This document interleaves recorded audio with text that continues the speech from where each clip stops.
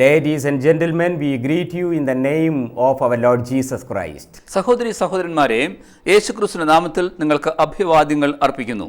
We request all your valuable attention to the hearing of God's word. ദൈവത്തിന്റെ കേൾവിക്കായി നിങ്ങളുടെ വിലയേറിയ ശ്രദ്ധ നിങ്ങൾ നൽകണം എന്ന് ഞാൻ ആഗ്രഹിക്കുന്നു. Today's sermon topic is Jesus the firstborn. യേശു ആദിജാതൻ എന്നതാണ് ഇന്നത്തെ സന്ദേശത്തിന്റെ പ്രധാന വിഷയം. The scriptural text is Luke's Gospel chapter 2 verses 1 to 7. തിരുവചന വേദഭാഗമോ ലൂക്കോസിന്റെ സുവിശേഷം 2-ാം അധ്യായം 1 മുതൽ 7 വരെയുള്ള വാക്യങ്ങൾ. The birth of Jesus Christ is a historic factor. യേശുക്രിസ്തുവിന്റെ ജനനം എന്നത് ചരിത്ര പ്രാധാന്യമുള്ള ഒരു സംഭവം ആകുന്നു. It is not merely a legend or myth. ഇത് കേവലം ഒരു കെട്ടുകഥയല്ല, ഒരു ഊമക്കഥയും അല്ല. Luke's Gospel gives us much information with regard to the birth of our Lord. നമ്മുടെ കർത്താവ് യേശുവിന്റെ ജനനത്തെക്കുറിച്ച് ലൂക്കോസിന്റെ സുവിശേഷകൻ വ്യക്തമായ ധാരണ നമുക്ക് നൽകുന്നു. Here we read that Jesus was born during the reign of Augustus Caesar, the emperor of the Roman Empire. റോമ ചക്രവർത്തിയായ ഓഗസ്തോസ് കൈസറുടെ കാലഘട്ടത്താണ് യേശു ജനിച്ചത് എന്ന് നിങ്ങൾ മനസ്സിലാക്കുമെങ്കിൽ, When we study the world history, we can understand that Augustus Caesar was one of the famous emperors of the Roman Empire. റോമ ചക്രവർത്തിമാരിൽ Augustus Caesar വളരെ പ്രശസ്തി ആർജിച്ചിരുന്ന ഒരു ചക്രവർത്തിയാകുന്നു എന്ന് ലോകചരിത്രം പഠിക്കുമ്പോൾ നാം മനസ്സിലാക്കുന്നു. And Cyrenius was the governor of Syria in those days. കുറേന്യൂസ് ആ കാലഘട്ടങ്ങളിൽ രാജവാഴ്ചയിൽ സുറേനിയിൽ ആയിരുന്നു. And also we read that Herod the Great was the king over Palestine. പലസ്തീനയിൽ ഹെരോദ രാജാവ് പ്രശസ്തനായ രാജാവായി വാണിരുന്നു. And he was belonged to a famous dynasty. അദ്ദേഹം ഒരു പ്രശസ്തമായ ചക്രവർത്തി കുടുംബത്തിൽപ്പെട്ടിരുന്നു. And all these rich historic information gives us a strong point with regard to the birth of Jesus Christ. ധന്യമായ ഈ ലോകചരിത്രമൊക്കെയും യേശുക്രിസ്തുവിന്റെ ജനനത്തെക്കുറിച്ച് വ്യക്തമായ ധാരണകൾ നമുക്ക് നൽകുന്നു. Jesus came into this world and he divided the world history into two. യേശു ഈ ലോകത്തിലേക്ക് അവതരിക്കുകയും ലോകചരിത്രത്തെ രണ്ടായി വിഭജിക്കുകയും ചെയ്തു. This is what we know as BC and AD. അതാണ് ക്രിസ്തുവിന്റെ ജനനത്തിന് മുൻപും ക്രിസ്തുവിന്റെ ആഗമനത്തിന് പിൻപും എന്ന് നാം മനസ്സിലാക്കുന്നത്. When Jesus comes into the heart of a person, his life also will be changed totally.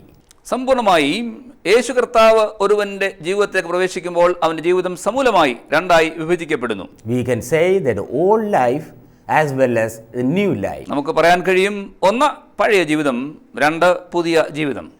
Today, as you are listening to the word of preaching, Jesus will change your life as well. ഇന്ന് ദൈവത്തിന്റെ തിരുവചനം നിങ്ങൾ കേൾക്കുന്ന മധ്യേ തന്നെ ദൈവം നിങ്ങളുടെ ജീവിതത്തിന് മാറ്റം സംഭവിപ്പിക്കും. If you totally commit your life unto God, a drastic change will take place. നിങ്ങളുടെ ജീവിതത്തെ സമ്പൂർണ്ണമായി ദൈവകരങ്ങളിലേക്ക് നിങ്ങൾ സമർപ്പിക്കുമെങ്കിൽ സമൂലമായ ഒരു പരിവർത്തനം നിങ്ങളുടെ ജീവിതത്തിൽ ഉണ്ടാകും. And your life will become a part of history. നിങ്ങളുടെ ജീവിതവും ചരിത്രത്തിന്റെ ഒരു ഭാഗം ആയിത്തീരും. People who always try to oppose you or persecute you or disturb you, they will even wonder at your lifestyle as God will change. ദൈവം നിങ്ങളുടെ ജീവിതത്തിന് രൂപാന്തരം സംഭവിപ്പിക്കുമ്പോൾ നിങ്ങളെ എതിർക്കുന്നവർ, നിങ്ങളെ പീഡിപ്പിക്കുന്നവർ, നിങ്ങളെ അസ്വസ്ഥരാക്കുന്ന ആളുകൾ തന്നെ അതിശയിക്കുവാനിടയായിത്തീരും. This is a precious moment for you to put your life before God. ദൈവസന്നിധിയിൽ നിങ്ങളുടെ ജീവിതത്തെ മലർത്തി വെക്കുവാൻ ഇത് വിലയേറിയ ഒരു സന്ദർഭം ദൈവം നിങ്ങൾക്ക് തരുന്നു. Bible says that Jesus was belonged to the lineage of King David. ദാവീദ് രാജാവിന്റെ ഗോത്രത്തിൽ യേശു ജനിച്ചു എന്ന തിരുവചനം രേഖപ്പെടുത്തുന്നു. He was belonged to a royal family. രാജകീയ പുരോഹിത വർഗത്തിൽ യേശു ജനിച്ചു.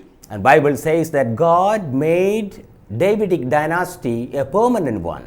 ദൈവം ദാവീദിന്റെ ഗോത്രത്തെ ഒരു സ്ഥിരതയുള്ള ഒരു ഗോത്രമാക്കി തീർത്തു എന്ന് വായിക്കുന്നു. All dynasties in the world one by one disappear from the history. ലോക ചരിത്രത്തിലെ എല്ലാ ഗോത്രങ്ങളും ഒന്നിന് പുറകെ ഒന്നായി അസ്തമിച്ചു പോയപ്പോൾ God wanted to have Davidic dynasty a permanent one. ദാവീദിന്റെ ഗോത്രത്തെ ദൈവം സ്ഥിരമായ ഒരു ഗോത്രമാക്കി നിലനിർത്തി. And from his root, Jesus Christ came into this world as the King of Kings. ദാവീദിന്റെ ഗോത്രത്തിന്റെ ഒരു വേരായി ഈ ലോക ചരിത്രത്തിലേക്ക് രാജാധിരാജാവായി കർത്താവായി യേശു ക്രിസ്തു ജനിച്ചു. As Jesus is a King of Kings, He helped all of us to be in the royal priesthood. യേശുക്രിസ്തു രാജാധിരാജാവായിരിക്കെ ഈ രാജകീയ പുരോഹിത വംശത്തിലേക്ക് ചേരാൻ തക്കവണ്ണം ദൈവം നമ്മെ ഓരോരുത്തരെയും സഹായിക്കുന്നു. Beloved, don't forget that every child of God is belong to a royal priesthood. പ്രിയമുള്ളവരെ, ഒരു കാര്യം നിങ്ങൾ മറന്നു പോകരുതേ, നാം എല്ലാവരും തന്നെ രാജകീയ പുരോഹിത വർഗത്തിൽപ്പെട്ടിരിക്കുന്നു. We are belong to a royal family. നാം ഒരു രാജകീയ കുടുംബത്തിൽപ്പെട്ടവർ ആകുന്നു. Our Jesus is our king. നമ്മുടെ യേശു കർത്താവോ നമ്മുടെ രാജാവ് തന്നെ. What a great privilege God gives all of us. ദൈവം നമുക്ക് എത്ര വലിയ പദവിയാണ് നൽകിയിരിക്കുന്നത്. Also Bible says that the birth of Jesus Christ is a scriptural fulfillment. മാത്രമല്ല ദൈവത്തിന്റെ തിരുവചനം നമ്മോട് പറയുന്നതോ യേശുക്രിസ്തുവിന്റെ ജനനം തിരുവചനത്തിന്റെ പൂർത്തീകരണം ആകുന്നു. Micah 5:2 says that Christ would be born at Bethlehem. ക്രിസ്തു ബെത്ലഹേമിൽ ഭൂജാതനാകുമെന്ന് മീഖാ പ്രവചന പുസ്തകം 5-ാം അധ്യായം 2-ാം വാക്യത്തിൽ പറഞ്ഞിരിക്കുന്നു. This prophecy took place almost 600 years ago. ഏകദേശം 600 വർഷക്കാലത്തിന് മുൻപാണ് ഈ പ്രവചനം ഉണ്ടായത്. Then when the time had fully come, Jesus Christ was born. എന്നാൽ കാലസമ്പൂർണതയിൽ യേശുക്രിസ്തു ഭൂമിയിൽ ജനിച്ചു. But just before the birth of Jesus Christ, the full pregnant Mary along with her husband Joseph lived at Nazareth. എന്നാൽ യേശുക്രിസ്തുവിന്റെ ജനനത്തിന് മുൻപ് മറിയ യേശുവിന്റെ അമ്മ പൂർണ്ണ ഗർഭവതി ആയിരുന്നപ്പോൾ യോസെഫിനോടൊപ്പം നസറത്തിലാണ് അവർ ജീവിച്ചിരുന്നത്. Humanly speaking, Jesus would have been born at Nazareth. മാനുഷികമായി പറഞ്ഞാൽ യേശുക്രിസ്തു നസറത്തിൽ തന്നെ ജനിച്ചിരുന്നിരിക്കണം. But the Bible says Jesus should be born at Bethlehem. എന്നാൽ വേദപുസ്തകം പറയുന്നതോ യേശു ബേത്ലഹേമിൽ ഭൂജാതം ചെയ്യണം. How can we put together? ഇത് രണ്ടും എങ്ങനെ ഒത്തുചേർക്കുവാൻ സാധിക്കും? God just changed the mind of the Roman Emperor Augustus Caesar. റോമ ചക്രവർത്തിയായ ഓഗസ്തോസ് കൈസറുടെ മനസ്സിനെ ദൈവം രൂപപ്പെടുത്തി. So he gave a royal decree that every family should go back to their hometown and register their name. എന്നാൽ പേർ വഴി ചാർത്തപ്പെടേണ്ടതിനു വേണ്ടി എല്ലാ ആളുകളും അവരുടെ സ്വന്തം നാട്ടിലേക്ക് തന്നെ പോകണമെന്ന് ഈ ചക്രവർത്തി ഓഗസ്തോസ് ഒരു കൽപ്പന പുറപ്പെടുവിച്ചു. According to the decree of Augustus Caesar, Joseph, the stepfather of Jesus Christ, took the full pregnant woman Mary and they went to Bethlehem. ഓഗസ്തോസ് രാജകൽപ്പന പുറപ്പെടുവിച്ചത് മുഖാന്തരമായി യേശുവിന്റെ അപ്പനായ യോസെഫ് പൂർണ്ണ ഗർഭവതിയായിരുന്ന മറിയയും കൂട്ടി സ്വന്തം നാട്ടിലേക്ക് ബേത്ലഹേമിലേക്ക് പോകുവാനിടയായി. We read that as they approached Bethlehem, she was about to deliver the baby. നാം വായിക്കുന്ന പ്രകാരമാണ് അവർ ഇതാ യാത്ര ചെയ്ത് ബേത്ലഹേമിനോട് അടുക്കുമ്പോൾ തന്നെ പൂർണ്ണ ഗർഭവതിയായിരുന്ന മറിയ പ്രസവ സമയം അടുത്തിരിക്കുന്നു എന്ന് മനസ്സിലാക്കി.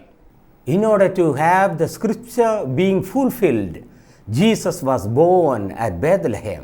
തിരുവചന പൂർത്തീകരണത്തിന് വേണ്ടി യേശുവോ ബേത്ലഹേമിൽ ജനിച്ചു. Dear beloved, let me tell you, if God wants to fulfill His promises in your life, He will change the hearts and minds of the royal people or the kings or the department heads. പ്രിയമുള്ളവരെ, നിങ്ങളുടെ ജീവിതത്തിൽ ദൈവത്തിൻ്റെ കൽപ്പനകളൊക്കെയും നിവൃത്തീകരിക്കപ്പെടേണ്ടതിനു വേണ്ടി രാജകൽപ്പനകളോ സർക്കാർ തലത്തിലുള്ള നിയമങ്ങളോ ഒക്കെ തന്നെ ദൈവം രൂപപ്പെടുത്തുന്നതിനും മാറ്റുന്നതിനും ഇടവരുത്തുന്നു. God will make everything appropriate for your life. നിങ്ങളുടെ ജീവിതത്തിന് അനുയോജ്യമായി ദൈവം സകല സംഗതികളും പൂർത്തീകരിക്കും. All oppositions will be gone. എല്ലാ പ്രതികൂലങ്ങളും മാറിപ്പോകും. Your adversaries will disappear. നിങ്ങളുടെ പ്രതിയോഗികളൊക്കെയും അപ്രത്യക്ഷമാകും. God will honor you, beloved. പ്രിയമുള്ളവരെ, ദൈവം നിങ്ങളെ മാനിക്കും. And scripture will be fulfilled in your life. തിരുവചനം നിങ്ങളുടെ ജീവിതത്തിൽ പൂർത്തീകരിക്കപ്പെടുകയും ചെയ്യും. And the name of God will be glorified through your life. നിങ്ങളുടെ ജീവിത മുഖാന്തരമായി ദൈവനാമം മഹത്വപ്പെടും.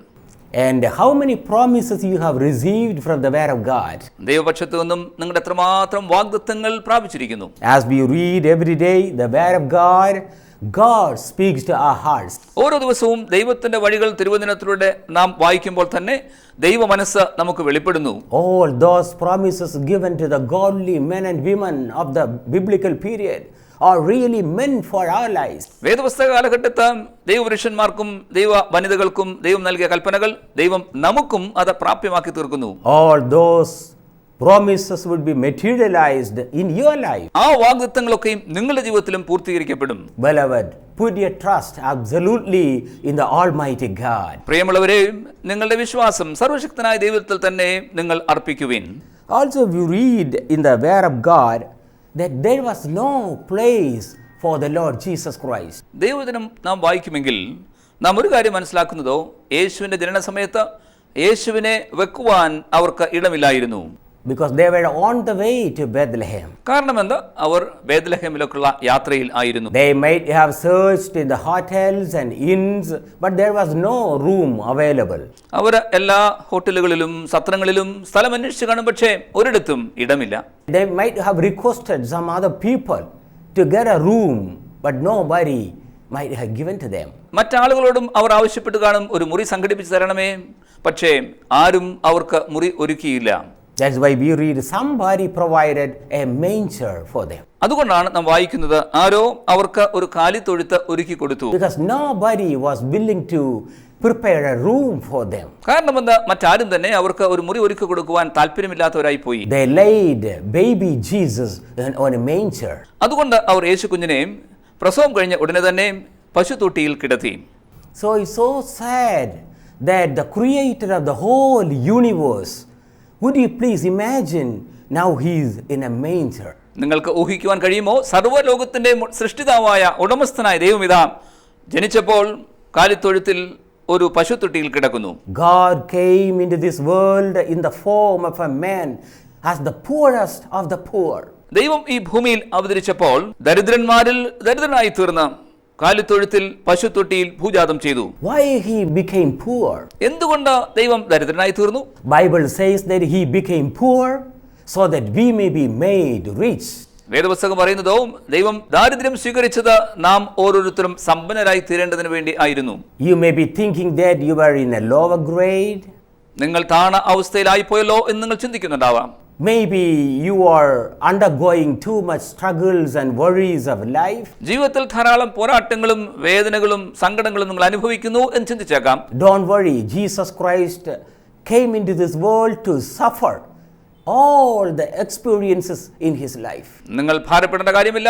ജീവിതത്തിൽ എല്ലാ പ്രശ്നങ്ങളുടെയും ഭാരങ്ങളുടെയും കടന്നു പോകേണ്ടതിന് വേണ്ടി യേശു ഈ ഭൂമിയിൽ അവതരിച്ചു. Except sin, he went through all human experiences. പാപം വഴിയെ മറ്റെല്ലാ മാനുഷിക അനുഭവങ്ങളിലൂടെയും യേശു കടന്നുപോയി. So that we may be richly blessed. അത് മുഖാന്തരം നാം സമ്പന്നമായി അനുഗ്രഹിക്കപ്പെടേണ്ടതിനായി. Even Jesus told that I am going and I am preparing a house for you. Then I will come down and I will take you up. I will give you rest. യേശു പറഞ്ഞു, ഞാനിതാ പോകുന്നു, ഞാൻ നിങ്ങൾക്ക് വേണ്ടി ഭവനമൊരുക്കി നിങ്ങളെ അവിടെ ചേർക്കേണ്ടതിന് വേണ്ടി ഞാൻ മടങ്ങി വരും എന്ന് യേശു വാഗ്ദത്തം ചെയ്തിരിക്കുന്നു. Jesus Christ is the Lord of the homeless. യേശു കർത്താവും ഭവനമില്ലാത്തവർക്ക് ഒരു പ്രത്യാശ തന്നെ. He is the Lord of the destitute and the orphans. യേശു കർത്താവ് അനാഥർക്കും അവഗണിക്കപ്പെട്ടവർക്കും ഒരു അത്താണി ആകുന്നു. John 14:18 we read that I will not leave you orphans. യോഹന്നാൻ 14:18 പറഞ്ഞിരിക്കുന്നു, ഞാൻ നിങ്ങളെ അനാഥരായി വിടുകയില്ല. Because he is our fortress. കാരണം എന്താ? യേശു നമ്മുടെ സങ്കേതവും കോട്ടയും. If you don't have a house in this world, don't worry. Jesus prepares a house for you. നിങ്ങൾക്ക് ഈ ഭൂമിയിൽ ഒരു ഭവനമില്ലെങ്കിൽ ഭാരപ്പെടേണ്ട. യേശു നിങ്ങൾക്ക് വേണ്ടി സ്വർഗത്തിൽ ഒരു വാസസ്ഥലം ഒരുക്കുന്നു. A beautiful mansion that man cannot build, but Jesus prepares for us. മനുഷ്യന് നിർമ്മിക്കുവാൻ കഴിയാത്ത വിധത്തിലുള്ള മനോഹരമായ സുന്ദരമായ ഒരു ഭവനം യേശു നമുക്കായി ഒരുക്കുന്നു. Jesus Christ came into this world, to lift us up from the pathetic situations. വളരെ ശോചനീയമായ സാഹചര്യത്തിൽ നിന്നും നമ്മെ ഉയർത്തേണ്ടതിന് വേണ്ടി യേശു ഈ ഭൂമിയിലേക്ക് വന്നു. He blesses the humble. വിനയപ്പെട്ടിരിക്കുന്നവരെ താണിരിക്കുന്നവരെ യേശു അനുഗ്രഹിക്കുന്നു. And also he encourages the broken hearted. തകർന്ന മനസ്സോടിരിക്കുന്നവരെ യേശു പ്രോത്സാഹിപ്പിക്കുന്നു. Sometimes some people say that I experienced everything and no man suffered as myself. ചില ആളുകൾ പറഞ്ഞേക്കാം, മറ്റാരും സഹിക്കാത്ത വിധത്തിൽ വളരെ ശോചനീയമായി ദീനാരോധനങ്ങൾ ഞാൻ അനുഭവിച്ചിരിക്കുന്നു. Beloved, more than you and I, Jesus Christ had gone through all the agonies and pains of life. പ്രിയമുള്ളവരെ, നിങ്ങളെക്കാൾ എന്നെക്കാൾ അധികമായി യേശു ക്രിസ്തുവോ കഠിനമായ മനോവേദനയിലൂടെയും കഷ്ടതയിലൂടെയും കടന്നുപോയിരിക്കുന്നു. So Jesus understands your pain. അതുകൊണ്ട് യേശുവിന് നിങ്ങളുടെ വേദന അറിയാം. All griefs and sorrows he discerns and understands. നിങ്ങളുടെ സങ്കടങ്ങളും ദുഃഖങ്ങളും എല്ലാം യേശു കർത്താവ് കണ്ടറിഞ്ഞ് മനസ്സിലാക്കുന്നു. So he is with you and he will never leave you. അതിനാൽ യേശു നിങ്ങളോട് കൂടെയുണ്ട്. യേശുവോ നിങ്ങളെ ഒരു നാളും കൈവിടുകയില്ല. We read in the word of the Lord that Jesus Christ came into this world as the firstborn. ദൈവത്തിന്റെ തിരുവചനത്തിൽ നാം വായിക്കുന്നതോ യേശു ക്രിസ്തു ഈ ഭൂമിയിലെ ആദ്യ ജാതനായി വന്നു എന്നത്രേ. And he is the firstborn of all creation. സർവ്വ സൃഷ്ടിയുടെയും ആദ്യ ജാതൻ യേശു ആകുന്നു. In Matthew's Gospel chapter 1:25 that Mary gave birth to her firstborn. Mathai 1:25 നാം വായിക്കുന്നതോ മറിയ തന്റെ ആദ്യജാതൻ അതായത് യേശുവിനെ പ്രസവിച്ചു. Soon after the birth of Jesus Christ, Joseph and Mary, because of their family relationship, Mary delivered 4 sons and 2 daughters. യേശുവിന്റെ ജനനത്തിന് ശേഷം മറിയയും യോസെഫും അവർക്ക് ദാമ്പത്തിക ബന്ധത്തിന്റെ അടിസ്ഥാനത്തിൽ 4 പുത്രന്മാരും 2 പുത്രിമാരും ദൈവം നൽകി. Thirdly, Mary delivered 7 children. സമ്പൂർണ്ണമായി പറഞ്ഞാൽ മറിയയോ 7 കുഞ്ഞുങ്ങൾക്ക് പ്രസവം നൽകി. But Jesus is the firstborn. എന്നാൽ യേശു ആദ്യ ജാതൻ ആയിരുന്നു. Also Colossians chapter 1 verse 15 says he is the firstborn of every creation. മാത്രമല്ല കൊലോസ്യർ 1:15 പറഞ്ഞിരിക്കുന്നതോ സർവ്വ സൃഷ്ടിയുടെയും ആദ്യ ജാതനാകുന്നു യേശു ക്രിസ്തു. Romans 8:25 says he is the firstborn of all saints. റോമർ 8:25 പറഞ്ഞിരിക്കുന്നതോ സർവ്വ വിശുദ്ധന്മാരിലും ആദ്യജാതനാകുന്നു യേശു ക്രിസ്തു. Colossians 1:18 says he is the firstborn from the dead. കൊലോസ്യർ 1:18 പറഞ്ഞിരിക്കുന്നതോ മരിച്ചവരിൽ നിന്ന് യേശു ക്രിസ്തു ആദ്യ ജാതൻ ആകുന്നു. Yes, let me tell you, Jesus is the firstborn. അതെ, ഞാൻ നിങ്ങളോട് പറയട്ടെ, യേശു ക്രിസ്തു ആദ്യ ജാതൻ ആകുന്നു. This is the festive season as the whole world celebrates Christmas. ഇത് ഉത്സവകാലമാകുന്നുവല്ലോ. സർവ്വലോകവും യേശു ക്രിസ്തുവിനാകുന്ന ക്രിസ്മസ് ആഘോഷിക്കുന്നു. Everybody is thoughtful of the birth of Jesus Christ. എല്ലാ ആളുകളും യേശു ക്രിസ്തുവിന്റെ ജനനത്തെക്കുറിച്ച് പ്രകീർത്തിക്കുന്നു. So let Christmas be meaningful in our life. അതുകൊണ്ട് ക്രിസ്തുമസ് നമ്മുടെ ജീവിതത്തിൽ അർത്ഥവത്തായി തീരട്ടെ. We should acknowledge the realities in closer connection with the birth of Jesus Christ. യേശു ക്രിസ്തുവിന്റെ ജനനവുമായി ബന്ധപ്പെട്ട യാഥാർത്ഥ്യങ്ങൾ വാസ്തവത്തിൽ നാം ബോധ്യപ്പെട്ടിരിക്കണം. Let Jesus be born in our lives. യേശു ക്രിസ്തു നമ്മുടെ ജീവിതങ്ങളിൽ ജനിക്കട്ടെ. As he is the firstborn of all creation. സർവ്വ സൃഷ്ടിയുടെയും ആദ്യജാതൻ യേശു ക്രിസ്തു ആയിരിക്കെ Jesus wants to take birth in our life. നമ്മുടെ ജീവിതങ്ങളിൽ യേശു ക്രിസ്തുവിന് ജനിക്കുവാൻ മനസ്സുണ്ട്. Since then there will be a new step of living. അതിന് പിന്നാലെയായി ജീവിതത്തിന് ഒരു പുതിയ ശൈലി തന്നെ നമുക്ക് ലഭ്യമാകും. Our lifestyle will be changed. നമ്മുടെ ജീവിത ശൈലിക്ക് രൂപാന്തരം സംഭവിക്കും. He will make our life meaningful and a reality. യേശു നമ്മുടെ ജീവിതത്തെ അർത്ഥവത്താക്കി തീർക്കും. നാം അതിൽ അർത്ഥം കണ്ടെത്തുകയും ചെയ്യും. May God bless you. ദൈവം നിങ്ങളെ അനുഗ്രഹിക്കട്ടെ. I am going to pray for you. ഞാൻ നിങ്ങൾക്ക് വേണ്ടി പ്രാർത്ഥിക്കുവാൻ പോകുന്നു. Our Father, we thank you for this precious moment. ഞങ്ങളുടെ പിതാവാം ദൈവമേ, ഈ വിലയേറിയ സന്ദർഭത്തിനായി ഞങ്ങൾ നന്ദി പറയുന്നു. Thank you that you have proved that you control the history. ദൈവമേ, അങ്ങ് ലോകചരിത്രത്തെ നിയന്ത്രിക്കുന്നു എന്ന് ഞങ്ങൾക്ക് വെളിവാക്കിയതിനാൽ നന്ദി. All rulers and emperors are under your control. കർത്താവേയും എല്ലാ ചക്രവർത്തിമാരും വാഴ്ച നടത്തുന്നവരുമെല്ലാം അങ്ങയുടെ നിയന്ത്രണത്തിൽ ആകുന്നുവല്ലോ. And we acknowledge the lordship of Jesus Christ. യേശുക്രിസ്തുവിന്റെ കർത്തൃത്വം ഞങ്ങളിതാ അംഗീകരിക്കുന്നു. Father, we believe that every scripture would be fulfilled in our life. പിതാവേയും തിരുവചനം സർവ്വതും ഞങ്ങളുടെ ജീവിതങ്ങളിൽ അത് അർത്ഥവത്തായി തീരും, നിറവേറും എന്ന് ഞങ്ങൾ വിശ്വസിക്കുന്നു. Anybody is praying right now along with us, looking at your beautiful face and remaining homeless, please provide a house for them. കർത്താവേ, അങ്ങയുടെ മനോഹരമായ മുഖം കണ്ടുകൊണ്ട് ആരെങ്കിലും ഞങ്ങളോട് പ്രാർത്ഥിക്കുന്നവരിൽ ഭവനമില്ലാത്തവർ ആരെങ്കിലും ഉണ്ടെങ്കിൽ കർത്താവേ, അവർക്ക് ഭവനം നൽകണമേ. Father, we believe that you became poor so that we may be made rich. പിതാവേ, ഞങ്ങൾ സമ്പന്നരായി തീരേണ്ടതിനു വേണ്ടി അങ്ങ് ദാരിദ്ര്യം സ്വീകരിച്ചു എന്ന് ഞങ്ങൾ വിശ്വസിക്കുന്നു. You may open new doors of blessing for your people. അങ്ങയുടെ ജനങ്ങൾക്ക് വേണ്ടി കർത്താവേ, അനുഗ്രഹത്തിന്റെ പുതിയ വാതിലുകൾ അങ്ങ് തുറന്നു കൊടുക്കണമേ. Let them have their eyes open to the working of the real God. വാസ്തവത്തിൽ യഥാർത്ഥ ദൈവം അവരുടെ ജീവിതത്തിൽ പ്രവർത്തിക്കുവാൻ തക്കവണ്ണം കർത്താവേ അവരുടെ കണ്ണുകളെ അങ്ങ് പ്രകാശിപ്പിക്കണമേ. Father, we claim all heavenly blessings to be showered upon your people. പിതാവേ, ഞങ്ങളുടെ ജനങ്ങളുടെ മേൽ സർവ്വ സ്വർഗീയ അനുഗ്രഹങ്ങളും ചൊരിയപ്പെടണമേ എന്ന് ഞങ്ങൾ പ്രാർത്ഥിക്കുന്നു. You may catch hold of them. ദൈവമേ, അവരെ അങ്ങ് കരം പിടിച്ചു കൊള്ളണമേ. You may guide them with the proper direction of the Holy Spirit. പരിശുദ്ധാത്മാവിന്റെ ശരിയായ ദിശയിലേക്ക് കർത്താവേ അവരെ നയിക്കണമേ. We give you glory. ഞങ്ങൾ അങ്ങേക്ക് സർവ്വമഹത്വവും തരുന്നു. In Jesus' name we pray. യേശുവിന്റെ നാമത്തിൽ ഞങ്ങളുടെ പ്രാർത്ഥന കേൾക്കണമേ. Amen. ആമേൻ.